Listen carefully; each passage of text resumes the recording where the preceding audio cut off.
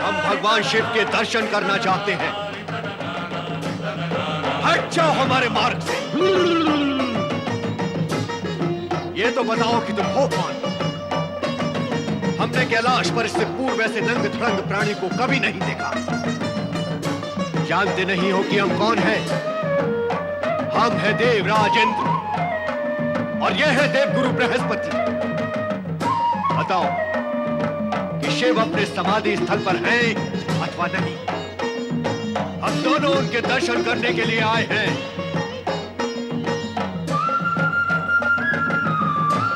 अरे दुर्मति, बोल, तेरे मुख में जिब्बा है भी कि नहीं?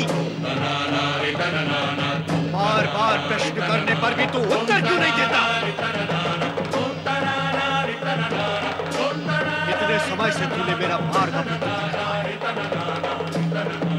कारण भी नहीं बताता है, मुख से कुछ बोलता भी नहीं है। मैं तुझे इस गदा से इसी समय यही समाप्त कर देता हूं। बूम!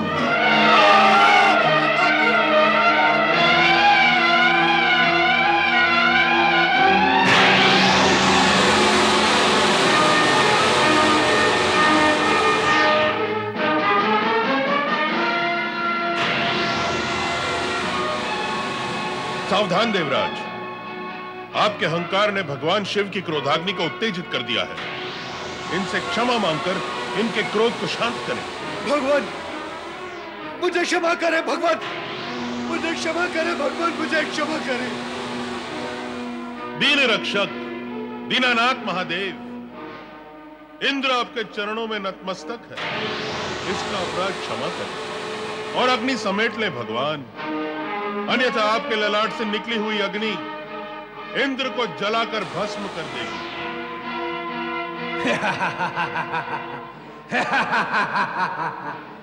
देवगुरु बृहस्पति, क्या सर्प अपनी त्यागी हुई केचुल पुनः धारण करता है? हम भी अपने ललाट से निकली अग्नि को पुनः कैसे ग्रहण कर सकते हैं? देवादिदेव महादेव, आपके भक्त सदा ही आपकी कृपा के पात्र होते हैं। मैं भी आपका एक आराधक हूं। मेरी प्रार्थना स्वीकार करें और मेरे शिष्य इंद्र को क्षमादान करें। उसकी रक्षा करें भगवान। बम बम मगड़ बम।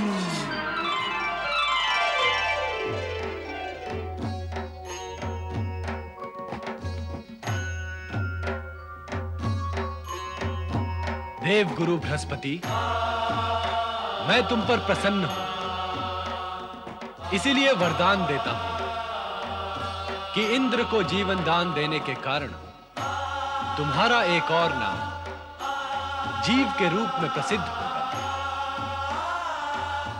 मेरे ललाट से निकली ज्वाला देवराज को अवश्य भस्म कर देगी, इसीलिए मैं उसे दूर छोड़ रहा हूं।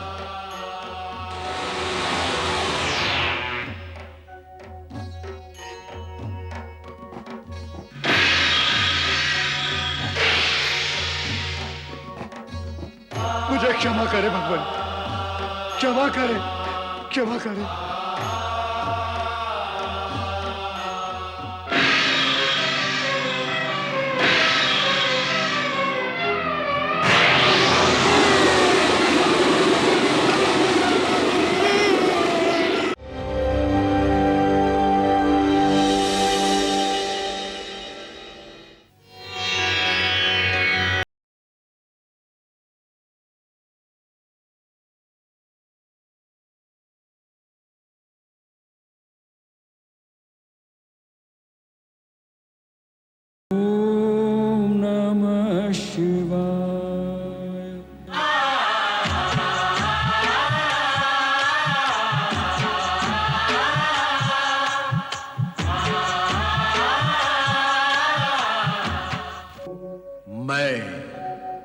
ओंकार अनेक रूपों में होकर भी मैं रूपहीन हूं।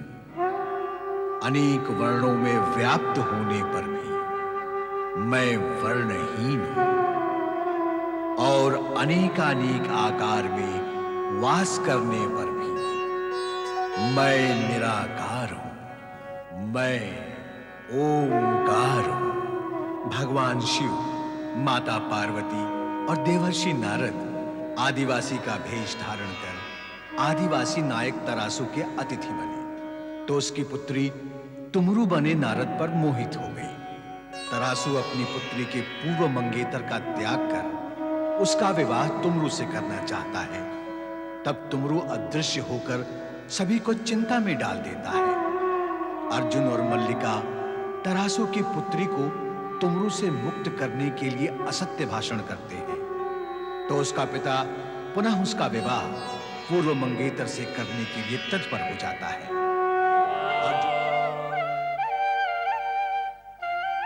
ओम नमः शिवाय। ओम नमः शिवाय। यहाँ पर भी शिवलीला का प्रभाव व्याप्त है। नारायण नारायण। पृथ्वी, स्वर्गलोक, ब्रह्मलोक, हर स्थान पर ओम नमः शिवाय गूंज रहा है। परंतु ऐसे में परमपिता ब्रह्मा जी की समाधि को भंग करना क्या उचित होगा? चलो नारद। बस तुम जैसा धैर्यवान भी यदि धैर्य खो बैठा है, तो जो मूल रूप से अधीर है, उनकी ऐसी स्थिति में क्या गति होती होगी? परमपिता आप? तुम हमसे मिलने ब्रह्मलोक तक आए हो, तो हमारी समाधि भंग होने तक तुम्हें धैर्यपूर्वक प्रतीक्षा भी करनी चाहिए। क्षमा करें परमपिता, मैंने आपका ध्यान भंग करना उचित नहीं समझा, क्योंकि मुझे इस बात का ज्ञान नहीं था कि आप समाधि में कब तक लीन रहेंगे। तो तुम लौट कर जा रहे थे नारद? क्या करता माता, आप दोनों ध्यान में लीन थे। पर नारद का ब्रह्मलोक में आकर बिना समाचार दिए और बिना चर्चा किए इस प्रकार लौट जाना क्या चर्चा का विषय नहीं बन जाएगा? क्या सुनने वाले आश्चर्य नहीं करेंगे? इसमें आश्चर्य कैसा माता? आश्चर्य है। तुम्हें लौट जाने में आश्चर्य प्रतीत नहीं हो रहा है? किसी को समझो नारद, आज तक घटित सत्य को भी जानो। माता, मैं कुछ समझ नहीं रहा हूँ। सरल सा सत्य नहीं समझ रहे हो?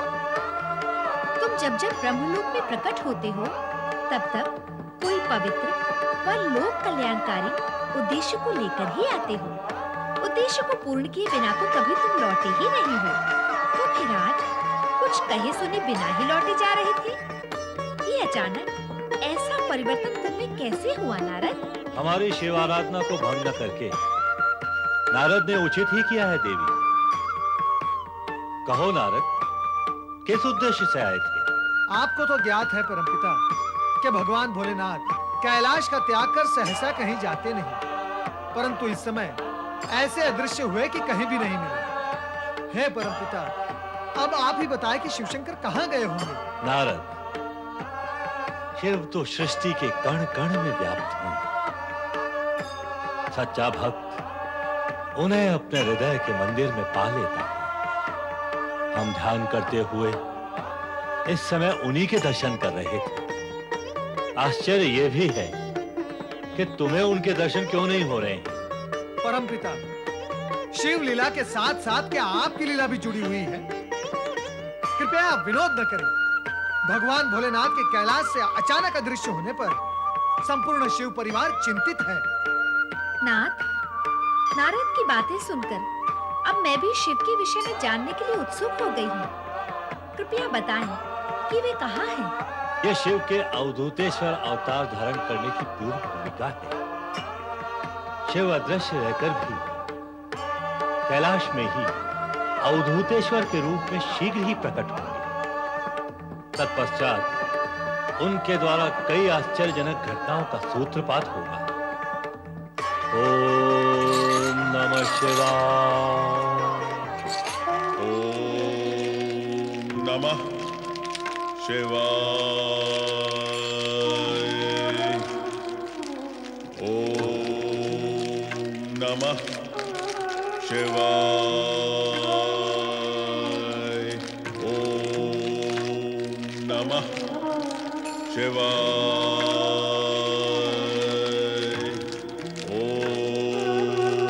नमः शिवाय।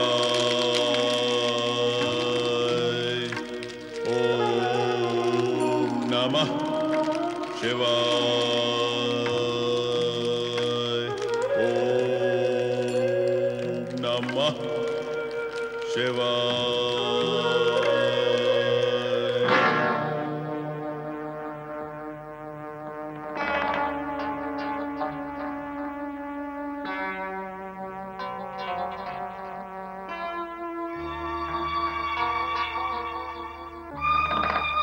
पवन देव, देवगुरु बृहस्पति आज हमारी सभा में उपस्थित नहीं है। क्यों? देवराज, मैं भी उनकी अनुपस्थिति से आश्चर्यचकित हूँ।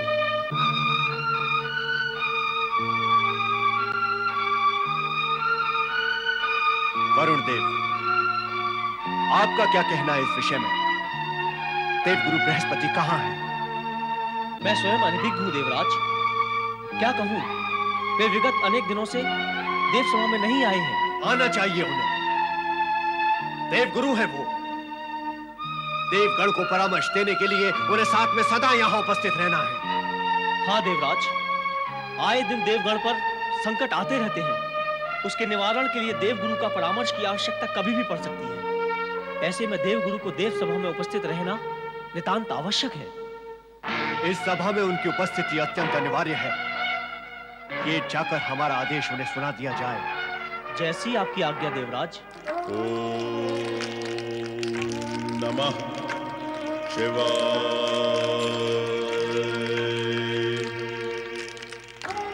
ओम नमः शिवाय। ओम नमः शिवाय।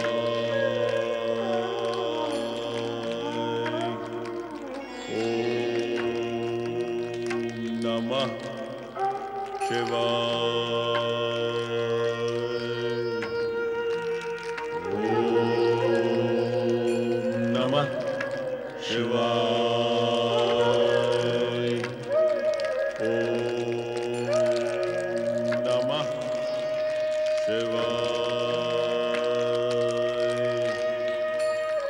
ओम नमः शिवाय। गुरुवर, नमः शिवाय। गुरुवर, ओम नमः शिवाय। गुरुवर, ओम नमः शिवाय।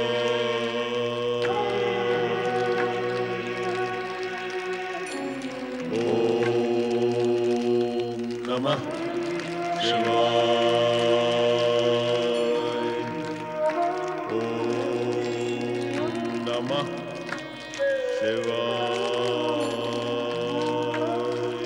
ओम नमः शिवाय। ओम नमः शिवाय। देवगुरु बृहस्पति, देवगुरु, आप इस प्रकार हमारा अपमान करके अपने पद और अपनी प्रतिष्ठा दोनों का दुरुपयोग कर रहे हैं। मौन रहकर कहना क्या चाहते हैं आप? देवराज, गुरुपद और प्रतिष्ठा के दुरुपयोग का आपका ये आरोप कितना सत्य है, ये निर्णय स्वयं करें। किंतु यह भी सत्य है कि गुरु से संभाषण करते समय जो विनम्रता और विनय अपेक्षित है, वो आपकी वाणी में नहीं, आपके स्वर में देवाधिपति होने का अहंकार ध्वनित है। और यही ध्वनि गुरु अपमान के स्वर निकाल रही है। अहंकार? हा! मेरे स्वर में अहंकार? शिव आराधना में बैठे साधक को, जो कि गुरु भी है, प्रश्नवाचक ललकार से जगाना क्या उचित है? इसे क्या अहंकार जनित व्यवहार नहीं कहेंगे? बुद्धिमान क्या इसे उद्दंडता नहीं कहेंगे? और क्या यह उचित है कि आप हमारे प्रश्नों का उत्तर ही ना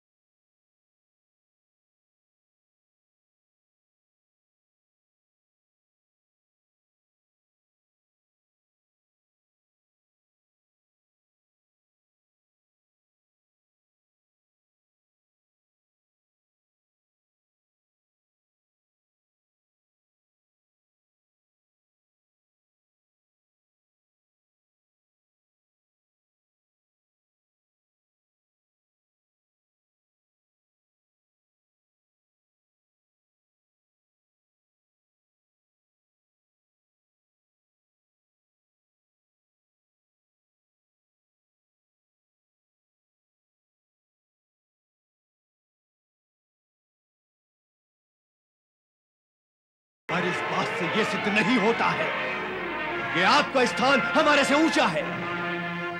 हम स्वर्गाधिपति हैं। स्वर्ग में रहने वाले सभी हमारे अधीन हैं और हमारा आदेश मानने के लिए प्रतिबद्ध हैं। नहीं, स्थिति सर्वथा ऐसी नहीं है। आपसे सम्मान पाने का अधिकार यदि हम खो चुके हैं तो स्वर्ग को त्याग करने में ही हमारा हित है। अब और अधिक आपकी उद्दंडता सहन करना हमारे लिए संभव नहीं। इसके उपरांत भी हम सदा सदा के लिए इस बात का निर्णय कर लेना चाहते हैं कि हम में से किसका स्थान ऊंचा है। हम आपसे सहमत हैं, पर इसका निर्णय भगवान शिव के अतिरिक्त अन्य कोई नहीं कर सकता। भगवान शिव वो निर्णय करेंगे। निष्पक्ष निर्णय वे ही करेंगे। ब्रह्मदेव क्या पक्षपात करेंगे?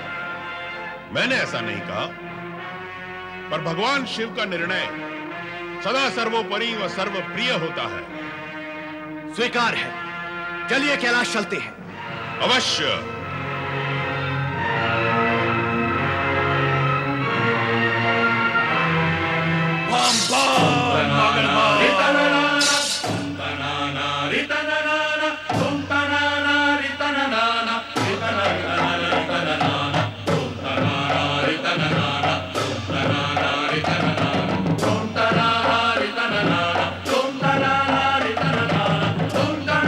भगवान शिव के दर्शन करना चाहते हैं।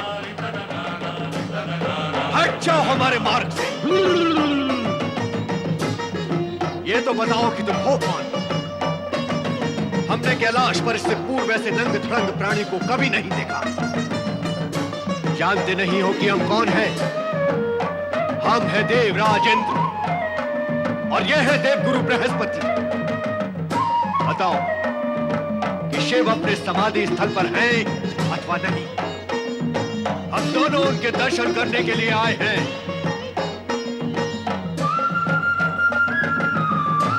अरे दुर्मति, मूर्ख, तेरे मुख में डिब्बा है भी कि नहीं? बार बार प्रश्न करने पर भी तू उत्तर क्यों नहीं देता? इतने समय से तूने मेरा मार्ग कारण भी नहीं बताता है, मुख से कुछ बोलता भी नहीं है। मैं तुझे इस गदा से इसी समय यही समाप्त कर देता हूं। ओम।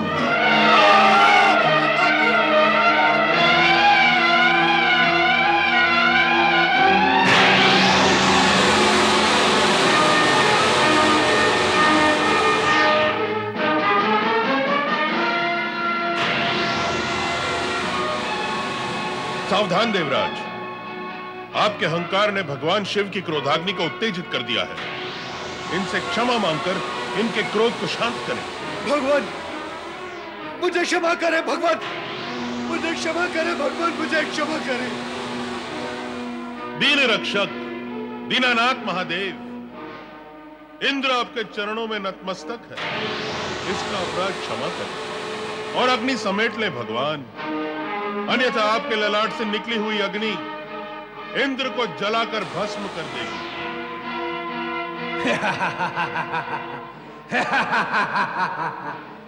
देवगुरु बृहस्पति, क्या सर्प अपनी त्यागी हुई केचुल पुनः धारण करता है? हम भी अपने ललाट से निकली अग्नि को पुनः कैसे ग्रहण कर सकते हैं? देवादिदेव महादेव, आपके भक्त सदा ही आपकी कृपा के पात्र होते हैं। मैं भी आपका एक आराधक हूं। मेरी प्रार्थना स्वीकार करें और मेरे शिष्य इंद्र को क्षमादान करें। उसकी रक्षा करें भगवान। बम बम मगड़ बम।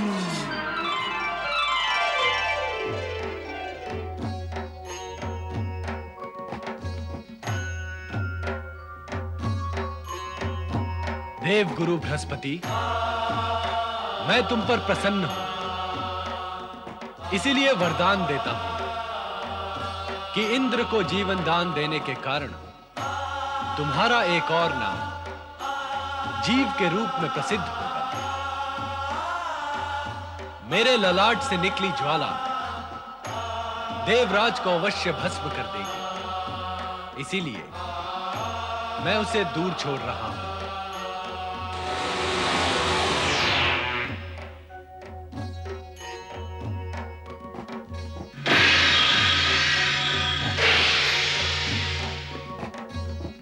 मुझे क्षमा करें भगवान, क्षमा करें, क्षमा करें।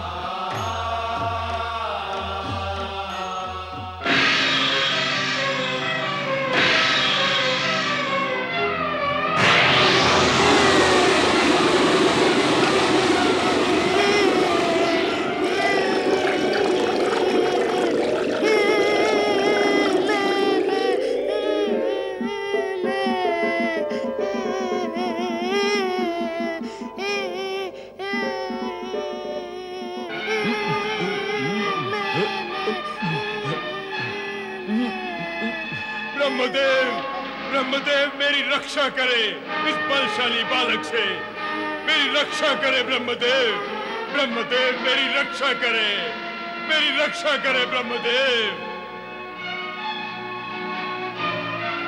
भयभीत न हो समुद्र देव, ये बालक मुझे दे दे।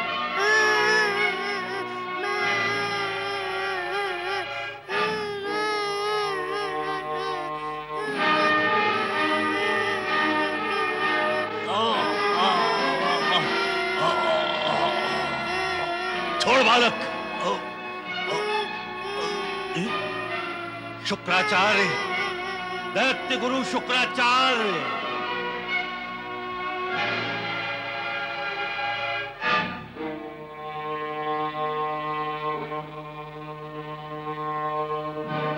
प्रणाम ब्रह्मदेव। दैत्य गुरु शुक्राचार्य, आप इस दैत्य जैसी शक्ति वाले बालक को संभालें, अन्यथा इस सृष्टि में प्रलय मचा देगा। परमपिता ब्रह्मदेव, जल में प्रकट होने तथा आपकी आंखों में जल प्रकट करने के कारण इस शक्तिशाली बालक का नाम दैत्यराज जलंधर होगा।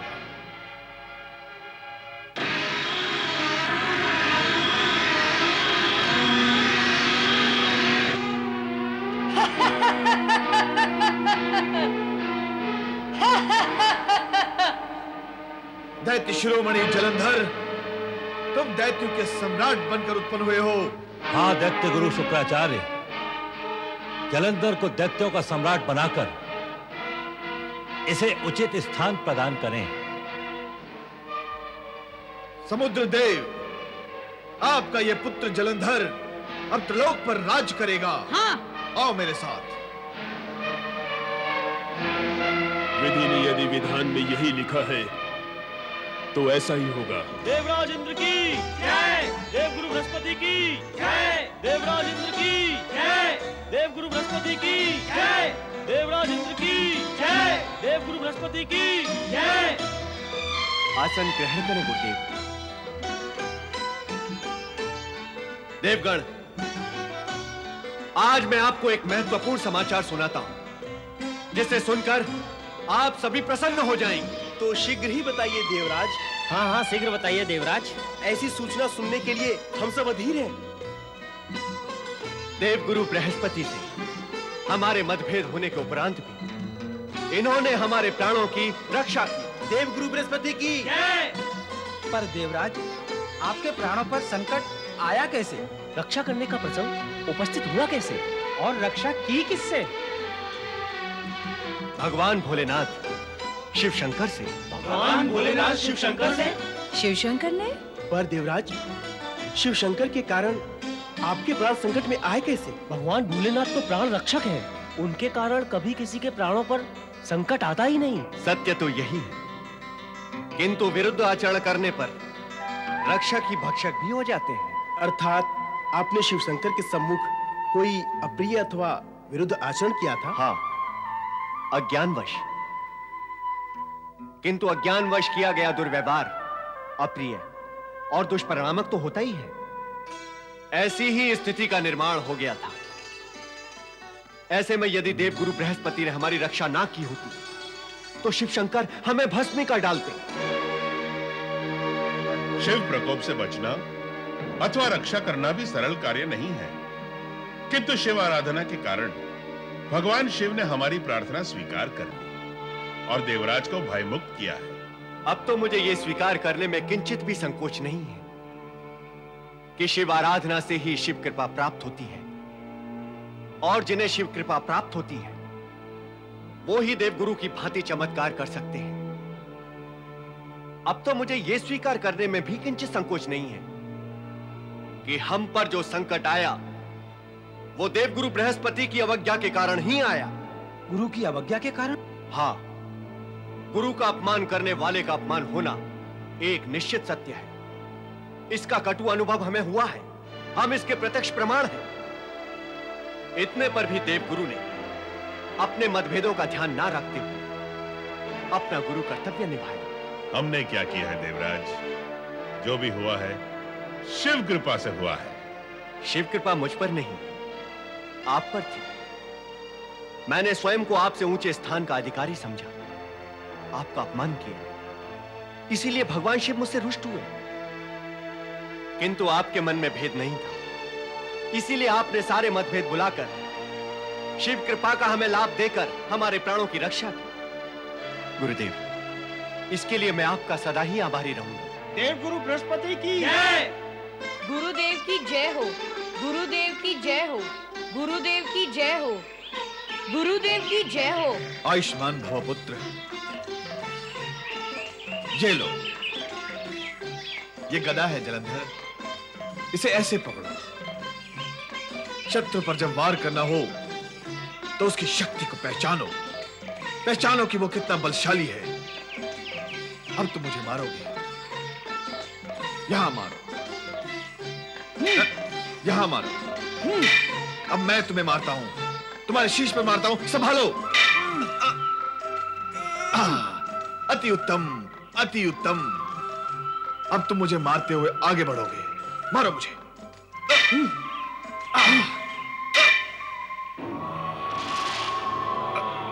अब आप संभालिए गुरुदेव।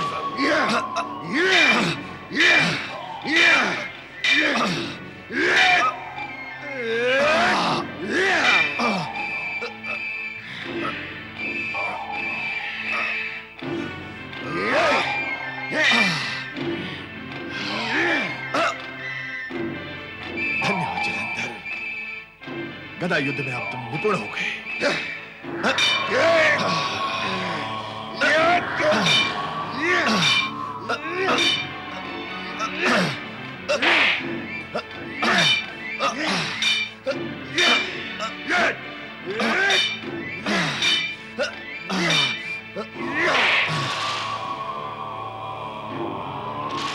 तुम धन्य हो जलंधर, तुम धन्य हो। सामने वो मटका देख रहे हो, उस पर अंकित की हुई आकृति की आंख तुम्हारा लक्ष्य है। लक्ष्य भेद करो।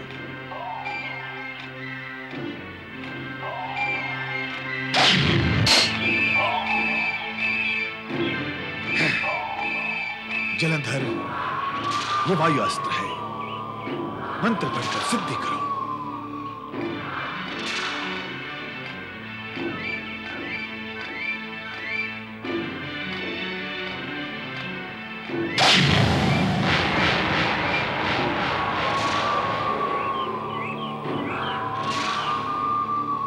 ये अग्नि अस्त्र है, करो सिद्धि।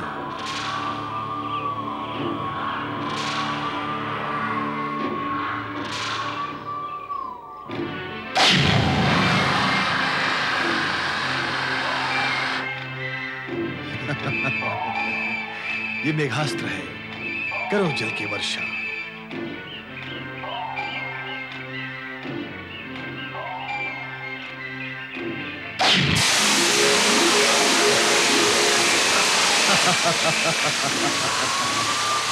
अब तुम शस्त्र विद्या में पारंगत हो गए हो जलंधर। आप जैसे गुरु से शिक्षा प्राप्त करके कौन पारंगत नहीं होगा। अब शीघ्र ही तुम्हारी विजय यात्रा आरंभ होगी जलंधर। देवर्षि का स्वागत है। पधारे देवर्षि। देव ऋषि के आगमन से वातावरण आनंदमय हो गया। देवगुरु स्वर्ग का वातावरण आनंदमय तो अवश्य हो गया, किंतु पृथ्वी पर एक नया संकट आ गया है। कैसा संकट देवर्षि? देवराज, आपने गुरु की महिमा को समझा, यह तो मंगलकारी हुआ, परंतु आपके द्वारा अवधूत के प्रति किए गए दुर्व्यवहार के कारण अवधूतेश्वर को जलंधर नामक भयानक दैत्यराज को उत्पन्न करने के लिए विवश होना पड़ा। दैत्यराज? जलंधर? हाँ देवराज, दैत्य गुरु शुक्राचार्य ने उसे तीनों लोकों का अधिपति बनने की प्रेरणा दी है। अब वो उनकी प्रेरणा से शीघ्र ही स्वर्ग पर आक्रमण करेगा। स्वर्ग पर आक्रमण करेगा? पर क्यों आक्रमण करेगा? देवराज, देवगुरु बृहस्पति ने आपको शिव प्रकोप से तो बचा लिया, परंतु अपने ही मुख से कहे गए अपशब्द और दुर्व्यवहार से आपको कौन बचाएगा?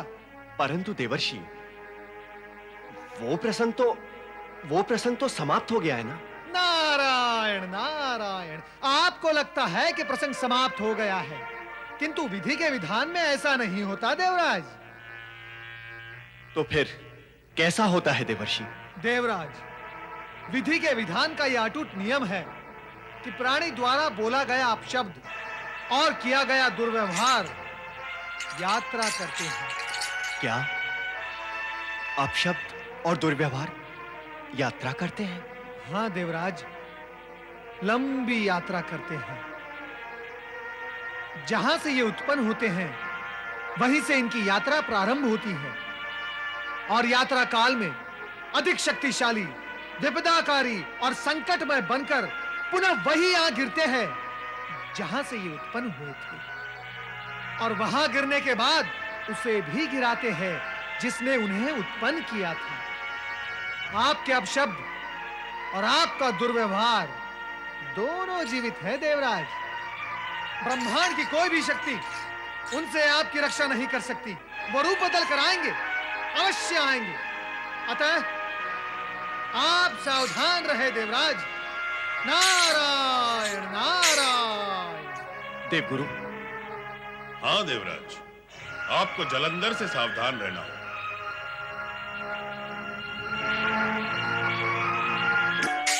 नारायण नारायण, श्रीमन नारायण नारायण नारायण, नारायण नारायण नारायण, श्रीमन नारायण नारायण नारायण। नारद, देवताओं के मंगल के लिए भाग दौड़ कर रहे हो, किंतु ये सब व्यर्थ होगा। समझ लो, देवताओं की कुशल नहीं है। देवताओं की चिंता तुम न करो राहु। तुम तो मुझे ये बताओ, बिना धड़ के तुम्हें अपनी चिंता नहीं होती क्या? किसी दिन इस मुंडी के भी दो भाग हो सकते हैं, किसी देवता के हाथों। तुम भूल रहे हो नारद, मैं अमृत पान कर चुका हूं। मैं अमर हूं। मेरा कोई कुछ भी अहित नहीं कर सकता। इससे अधिक अहित क्या हो सकता है राहु? बिना धड़ के मुंडी लिए भटकते रहते हो इधर उधर। क्या लाभ हुआ अमृत पान से? अब तुम मेरी चिंता छोड़कर अपने देवताओं की चिंता करो नारद। हमारा दैत्य राज जलंधर उनके लिए कुछ भी शेष नहीं रहने देगा। बुद्धि और विवेक का अंश न तुम में है न तुम्हारे दैत्य राज जलंधर में है। तुम दोनों को यह ज्ञान है कि भगवान भोलेनाथ और श्रीहरि विष्णु का संरक्षण देवताओं को प्राप्त है, फिर भी अज्ञानियों की भांति व्यवहार करते हो। नारायण नारायण। यदि तुम्हारे दैत्यराज जलंधर ने अनुचित आचरण किया तो निश्चित रूप से वही होगा जो सदा से होता आया है। क्या होगा? असुरों का विनाश और देवताओं की विजय। नारायण नारायण। जलंधर, मेरे पास अस्त्र शस्त्र संबंधी जो भी ज्ञान था वो मैंने तुम्हें दे दिया। मेरा ज्ञान, तुम्हारा महाबल और चतुराई अब तुम्हें जगत विजेता बनाने में समर्थ है। जलंधर, मेरी इच्छा कि अपने बाहुबल से तुम तीनों लोगों पर अधिकार प्राप्त कर त्रिलोकनाथ को। मैं आपकी और अपने दोनों की इच्छा पूर्ण करूंगा गुरुदेव।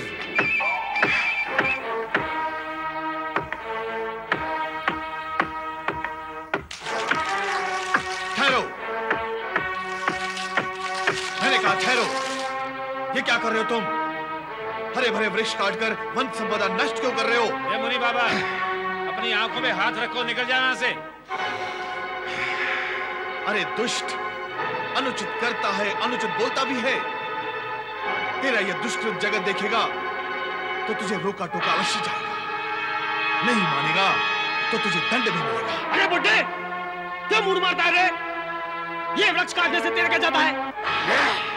अरे इससे मेरा ही नहीं, सारे संसार का सुख और आनंद जाता है। वृक्ष काटने से वायु की शुद्धता कम होती है, वातावरण दूषित होता है। इससे प्राकृतिक संपदा और सामग्री तो नष्ट हो ही जाती है, साथ ही रोग और व्याधियां भी बढ़ जाती है। मानव अकाल मृत्यु मरने लगते हैं। ए बाबा, क्यों अकाल मृत्यु मरना चाहता है? जा अपना काम कर, हमें अपना काम करने दे।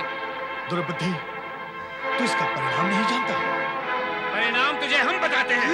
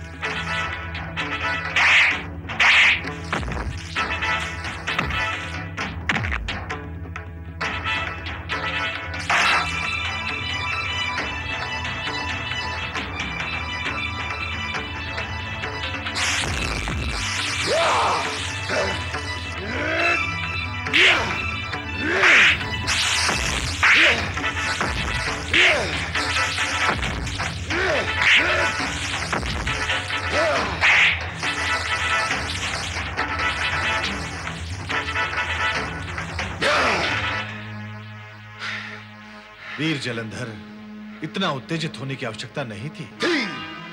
आवश्यकता थी इसकी।